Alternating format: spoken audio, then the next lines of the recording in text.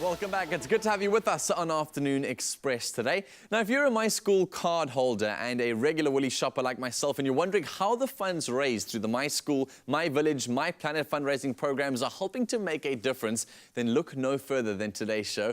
The Make a Difference Leadership Foundation really lives up to its name in making a difference in the lives of young South Africans all over the country. Now, with the help of the Woolworths My School program, the foundation works towards uplifting students and giving them the support and resources necessary to reach their goals.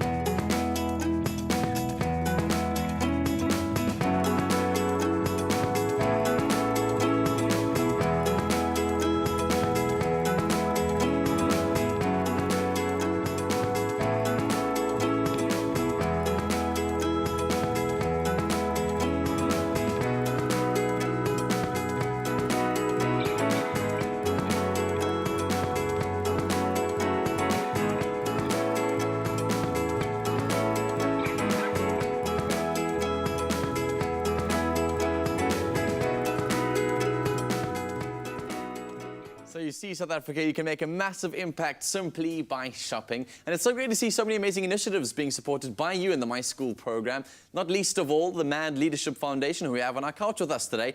We're joined by Helette Pieterse, CEO of the Mad Leadership Foundation, and Gaddafi, as well as Awonke. They're two of the foundation's graduates. So guys, welcome to our loft. It's so good to have all of you with us. Thanks for having us. Thank you for having us. I'm so excited because I think you guys this year were the charity that I chose to, well, the organization I chose to put money towards from being part of the program. And I'm so glad to see such progress happening with what you do. Let's unpack what the Mad Leadership Foundation does. So MAD was founded in 2003 by François Pinard and a group of like-minded friends. And what they wanted to do is they wanted to give educational opportunities to young people with leadership potential, because we want to make a contribution to the future of South Africa, and what better way than to train its future leaders. It's quite a comprehensive scholarship, so we provide not only tuition fees, we also provide for pocket money when they're at university, for textbooks, stationery, school uniform, and it's a lengthy a scholarship program. What I always say is when a grade 8 gets this scholarship, I don't think they realize the impact it will have on their lives, because we commit from grade 8 until they have finished their first degree at university or whichever tertiary institution they choose. So it's an amazing opportunity, but they have to work really, really hard to get here. It's not a charity. It's something for deserving young leaders who's really gone through a rigorous intake process to get to the point where they're awarded this scholarship. There is such a need in our country, and I'm glad you mentioned this fact about these people need to be hard-working. It's such an interesting one because so many of our South Africans are hard-working and in so much need for these kind of services that you guys offer. So it must be such a heartbreaking thing, but also such a an exciting process at the same time, selecting these individual students. So how do you take them in? Because I think moms are already on your website right now, busy applying for their kids. How do you choose which kids you take onto the program, which ones you don't? Listen, the best and the worst part of my job is the intake process, because just to give you an idea, we don't really advertise the scholarships. People who Google would find out about it, etc. And then we would get around 300 applications. Our intake process end of last year, we had around 300 applications. Then we do a paper selection to see that they meet the basic criteria. After that, they go through a process of psychometric testing and leadership assessments, and then we get recommendations from the psychologist who goes through to the final round of interviews.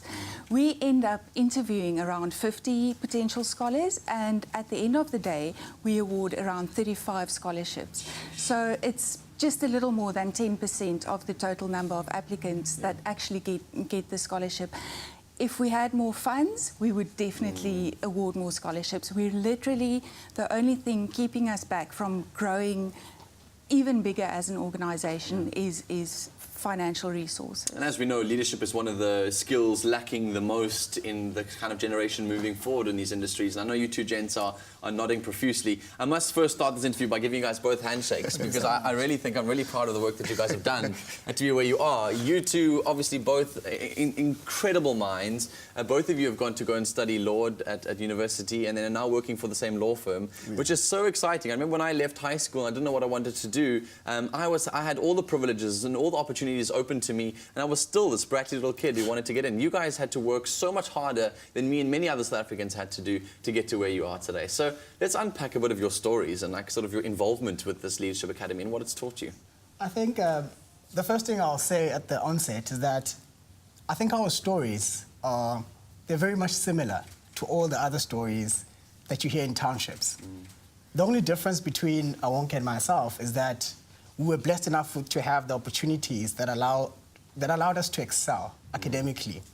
And that's where MAD came in. I became involved with the Make a Difference Leadership Foundation as I returned from the US. I did my high schooling, or completed it rather, in Mississippi at the Pinewood School. And I'd always known that I wanted to study law. It was something that fascinated to me, and it touched home.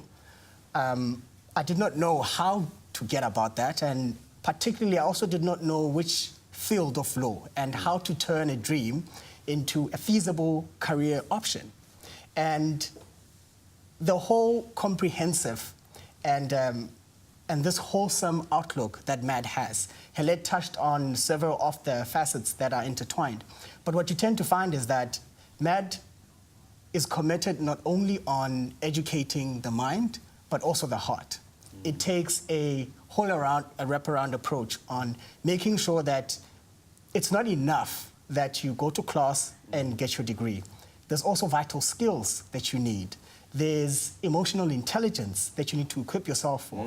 And there's also certain resources that we take for granted, you know. And I think had it not been for MAD, the reality, or at least the realization thereof, of a guy like me from Mamelodi, coming from a small community and ending up to working at one of the most reputable family law firms in Cape Town, that would not have been a dream come true. And that's why I'm so appreciative of that. Yes, man. I love that. And I think what we're starting to realize about the important leaders, the leaders from our sort of global communities and even our local ones, that when they came into power, positions of resource and authority, their protocol was not to sit back, relax, and I'll take it on. MAD are teaching you skills about what impact you're making in your community, that you now have a role to play beyond just the resources that you've got. With great power comes great responsibility. What was it that changed about your personality? I mean, even if it's not about the sort of, I really want to unpack your story of progress. Okay. The program has given me quite a lot of opportunities, really valuable opportunities. I mean, the opportunity to pursue an education at university. The opportunity to have gone overseas at one of the programs, golf day, golf tournament, fundraisers that I've been able to go to. And really, as Helene touched on the leadership summit, the annual leadership summits that we have, those are the sort of platforms that we get involved with and inspire us to also as leaders, because really leadership is about empowering yourself and being able to empower others. And also then replicate that difference-making in the lives of those around us, in our communities, in whatever space you're in. You don't need a title to actually lead or be a leader. And every circumstance you find yourself in is going to require some kind of leadership capability. It's looking beyond oneself towards the greater good of the circumstances. And he's touched on it, a few of the topics. But in your opinion, what is it about leadership that our country desperately needs? And what are you teaching these youngsters about leadership?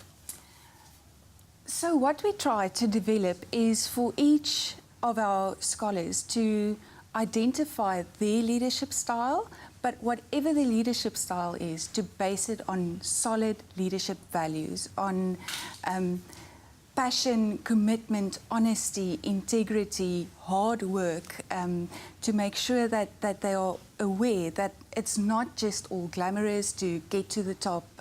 You have to work hard, and once you're there, you have to take care of those around you.